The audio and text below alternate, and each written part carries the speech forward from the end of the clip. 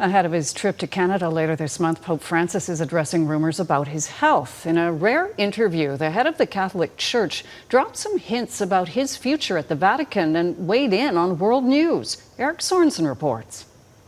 The Vatican rumor mill has been churning. The Pope looks frail. There are whispers of cancer. And an upcoming visit to the same city Pope Benedict went to before he resigned all led some to believe the Pope is preparing to step down. So Francis sat down for a long interview with Reuters to quell the gossip and get some things off his chest. First, there is no cancer. A me non l'hanno detto. At least he says the doctors haven't told me. He described a leg fracture that has kept him from making a trip to Africa, but says he'll be ready to travel soon. Farò quello del Canada. I will do the trip to Canada, because the doctor told me with 20 more days you will recover. In fact, his visit here is now just 20 days away.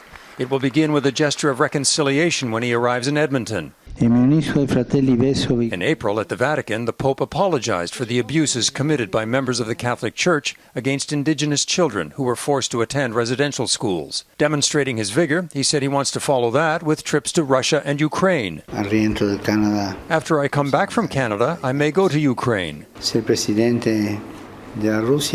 And if Russia's president gives me a tiny window, he would go to Moscow to serve the cause of peace. The Pope also took up the controversial U.S. Supreme Court decision bringing new restrictions on abortions. No justice! No peace! Unlike many American protesters, Francis respects the decision and condemns abortion. È licito, è giusto. Is it right, he asked, to take a human life to resolve a problem? La domanda morale. It is a moral question, he said. And while Francis is not planning to resign soon, he did say he's prepared to do what Pope Benedict was the first to do in 1,000 years, to step down before he dies. Per il momento no, davvero. For the moment, no, but the time will come when I see that I can't do it, and I will follow the great example of Benedict. Ce la faccio, lo farò. And when might that be? Non sappiamo.